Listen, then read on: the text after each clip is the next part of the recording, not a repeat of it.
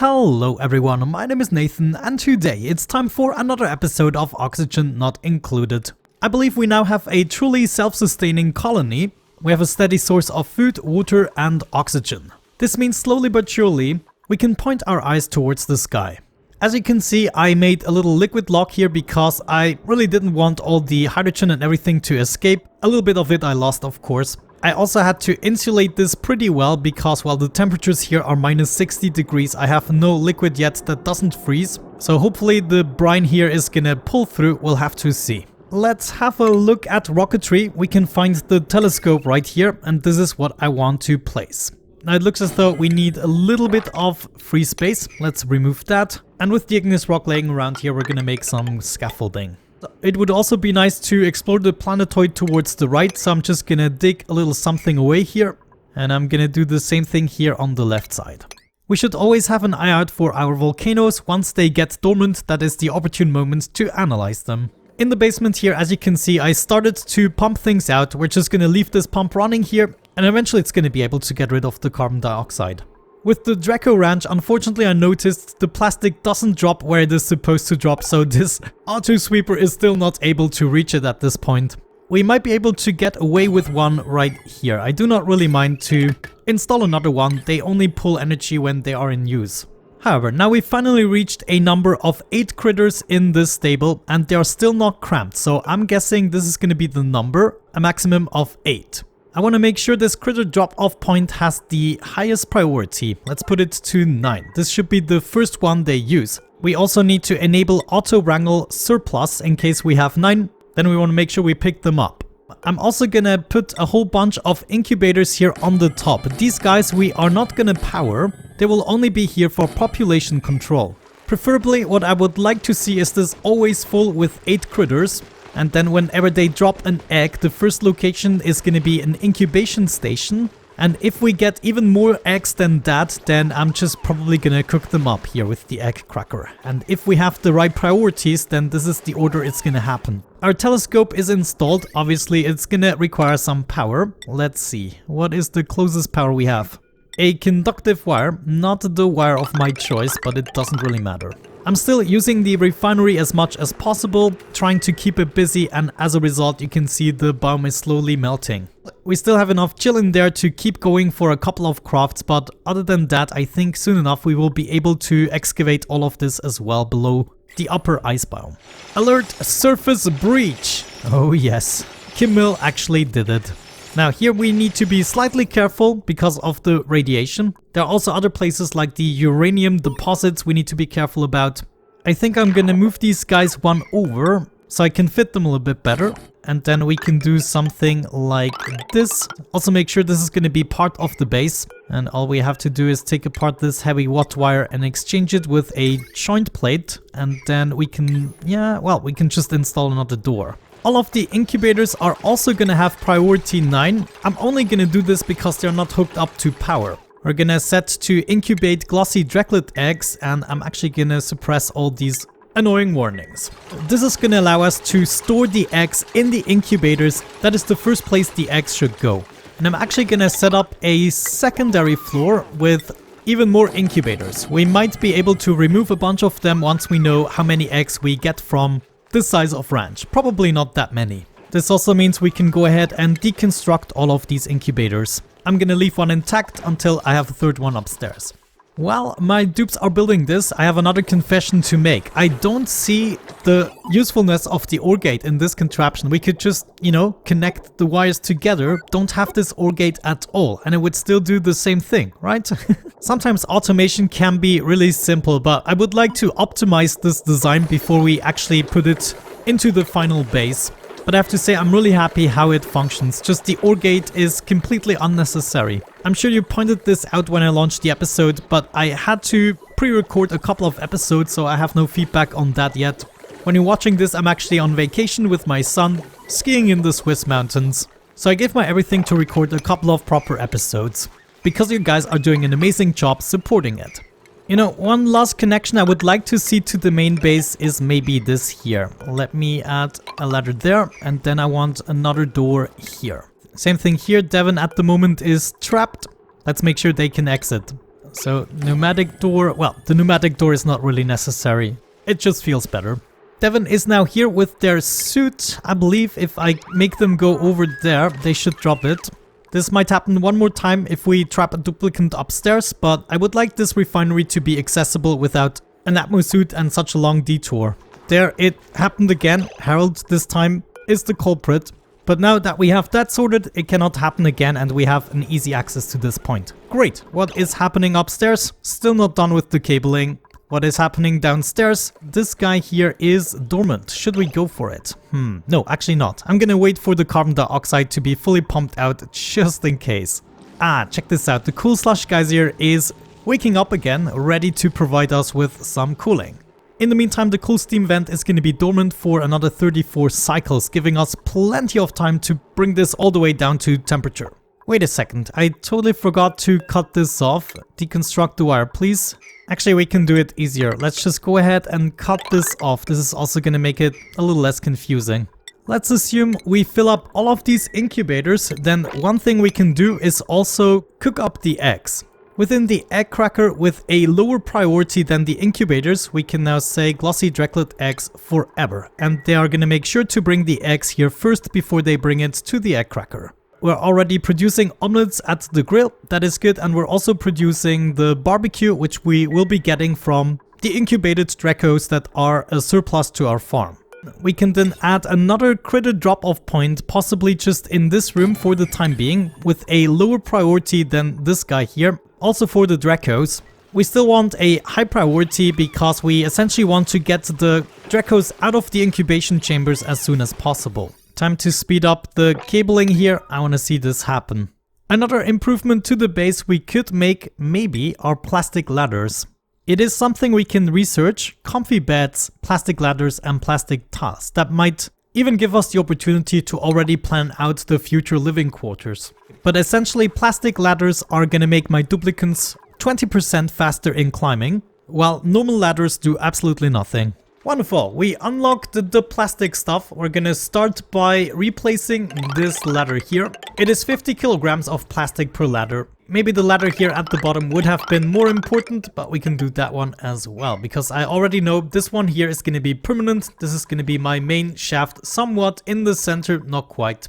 This shaft doesn't necessarily have to be inside of the main base. It is just going to be my main connection to all the various modules we're going to have around the base. In the meantime, the telescope should be built. Yes. Where is Devon? Enjoying a good meal. Wonderful. Let's let them have a chit chat and a good night's sleep. And then hopefully the next day it's time for some stargazing. By the way, I'm very pleased with the frame rate still. It is just like in the beginning, and usually at this point when already a little bit of stuff is going on, I could feel the lack of it, but not in this playthrough so far. And there they are. Look at that. It is actually going rather quickly. That means we can have a look at the star map, and every time they complete the bar we get to discover another hexagon. So as soon as we get to this one here, we will discover a new planetoid. I'm suspecting that at least one of these is going to be a planetoid, hopefully the one with the oil on it. But that's good, we can leave Devon be, maybe take care of something else. How are we doing here? We have our 8 critters, they're all pretty happy, still almost 3 tons of plastic. You know, one thing I wonder, could we actually make wallpaper out of plastic? Because that is an extremely renewable material and it could look really nice if it is like white, for instance. Let's test it out here. I feel like this could be our go-to plastic for the wallpaper for rooms with more agreeable temperatures such as living quarters. Like this could be an extremely good use of our Draco plastic apart from some automation. And then once we tap into the oil biome and produce our own plastic through the means of petroleum, we can do everything with it, including transit tubes. Which honestly is the dream right now. Everything takes a little longer the more they have to travel. I was just thinking, maybe we could improve this farm even more. I'm sorry, this is just how this Let's Play is gonna go. I'm always gonna get back to my things and then I'm gonna try to improve them. That's just how I operate. This is a Let's Play and not a tutorial after all. But I was thinking if I put the grooming station one over, I can remove this, this and that tile. And then we can have another auto sweeper really covering everything. You know, after installing this auto sweeper, I kind of figured this is not the optimal design anyways. So I think that's what I'm gonna do. Actually, that is a bad idea. How are they gonna get to the grooming station if there is a gap? Yeah, let's just forget the last 20 seconds happened. Editing Nathan, I count on you to cut this out. Ah, look at that. Plastic looks intriguing. I would not have expected it to be blue, but there you go. I think I kind of like that. So we're gonna use that in many of our rooms as a go-to decorative material. There we go. We discovered our first new planetoid. Let's check. Wow, metal rich, peak light seems to be higher than usual. Okay. And cosmic radiation is 125 rads opposed to what do we get normally? Ah, that's still the same. What about lights? We get like 4,700 lux and it's well lit, while this guy here gets 30,000 lux. However, it is almost nighttime. Maybe that wasn't a fair comparison. We get minor volcano, natural gas guys here, saltwater, carbon dioxide, a gold volcano, aluminium volcano, and hydrogen vent. Holy cow, I love this. Space biome, barren, tundra, forest, ocean, radioactive, and metallic. We cannot currently oversee the planetoid. I think we have to get into orbit for that. So this is probably not the planetoid with the oil biome. We might have to keep exploring. Okay, looks like the area is completed and all we were able to discover is what we already knew. So I'm suspecting one of these question marks is going to be the planetoid we need, and therefore we need to launch our rocket program sooner than later. Now, I would like to leave a little bit of space free from the very top. So if I just go ahead and count down at least 40 tiles, which I believe is going to be the largest rocket, we should have enough space. And I think I'm even going to extend that to 50 tiles. So right here is where I would like to set up my barrier. The material we use for this barrier is not going to be that important. I think I'm going to go with sandstone because we're going to use a lot of it. And this is a good way to actually use it up. So this is going to be my layer and I want to see this across the entirety of the map. This also means we're going to take apart this mountain bit by bit. And in order to even access that, we need to leave a little bit of space free, right? We need to leave that free anyways to get access to the top portion. Camille is going mayhem, I have to say. She is really fast at digging. Can we actually see that? Skills excavation 27 at the moment. Absolutely insane. She was a really good pick in the beginning. I just noticed our coal is dropping at the moment. We should probably switch to another power source. We are currently preparing the magma biome for our next power source. I want to go with geothermal power. This is always easy. It's going to last for hundreds of cycles and it's going to give us the necessary time to dive into mid-game power. Another thing I would like to keep working on is the ladder shaft. Soon enough we will be able to excavate this biome and I kind of want to be ready for it. In the end, this is going to be truly where we end up and this liquid lock can go again. I'm also already going to build the fire pole. Very important. The liquid lock is actually holding up. One problem I had was the debris that landed inside of the water was cooling it down way too much. So I had to pick that up instantly and then it became stable. And Camille is back at work. I'm really fond of her. I feel like she's duplicate of the cycle. Looks like we have access to another minor volcano that just became dormant. And you know what that means? We want to build ceramic insulated tiles around it. Namely all the way up to here. Yeah, that's how far it goes. And then eventually we're gonna close it off here. But then I want to make my tiny liquid lock, including the pump and everything. So let's go ahead, excavate this too. We can already bring over some power. And we can also set up the gas pipe and gas vent. Then we just need to think about a simple liquid lock. Something like this is gonna do the trick. And a trusty bottle emptier. Wonderful. I want this to be built next, so please take care of that. Ooh, everyone is helping. There's actually another thing, another tip you gave me. I never noticed that. You can change that to clearance vacancy.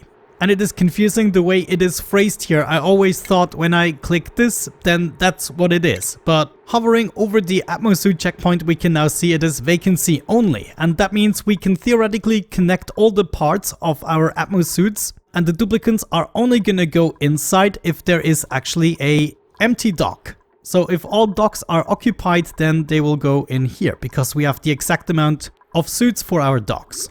Also, as promised, the water has now cooled down all the way to 24 or so degrees, and this is where it's kind of staying stagnant right now. because we're only gonna pump out more of that stuff if it gets a little bit hotter. That means as long as this guy isn't active for another 24 cycles, we're gonna accumulate more and more coolant, which is nice and chilly, just waiting for its turn to produce more cozy 20 degrees water. Yeah, this guy is just going for it. Wonderful. How are we doing on the top? Not much progress. Well, I guess we just have to be a little bit patient. Someone mentioned in the comment section I should be able to use the plastic for whatever the heck I want, including transit tubes. I just wanted to know from other people as well, what do you think? Do you want me to wait with the transit tubes until we actually manage to get to the second planetoid, which mind you is still gonna take a couple of episodes?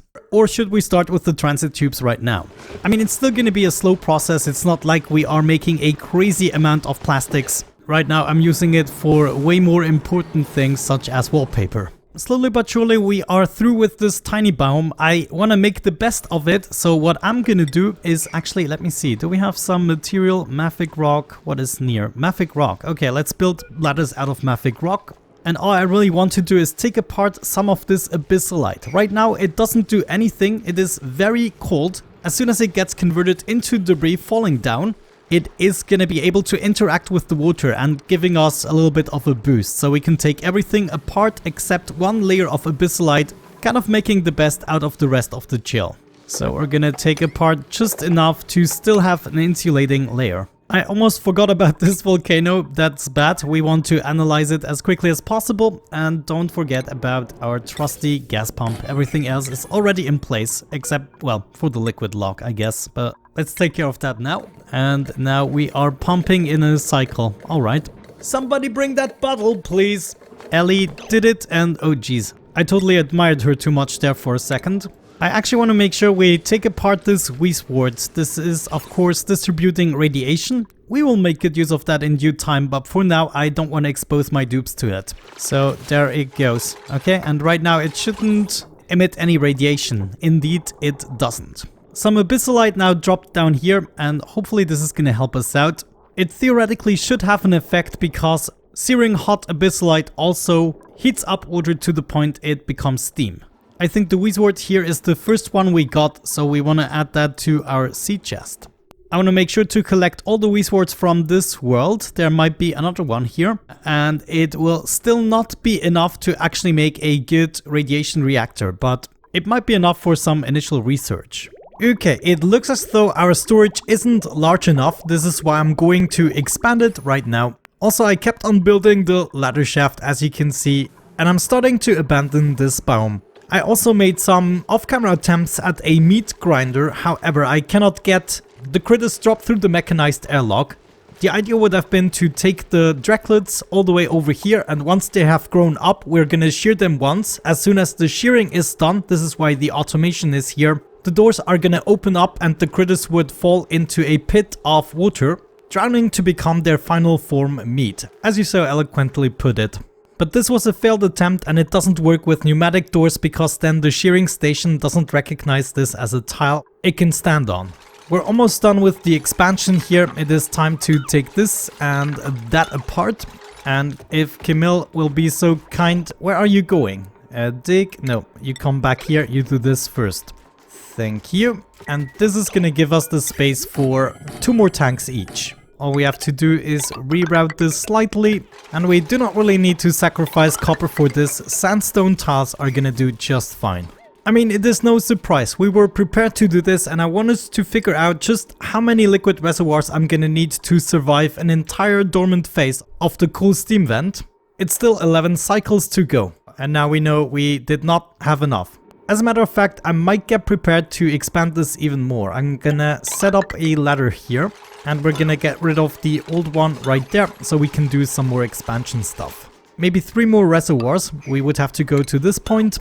Polluted water is flowing again, just building the rest of the brine pipes and we're golden. But yeah, I would say with that out of the way, we're gonna wrap it up for today's episode. Thank you so much for watching, guys. I really hope you enjoyed it. Thank you once again for the support. Absolutely amazing what you guys doing. Have a great time and see you in the next one. Bye bye.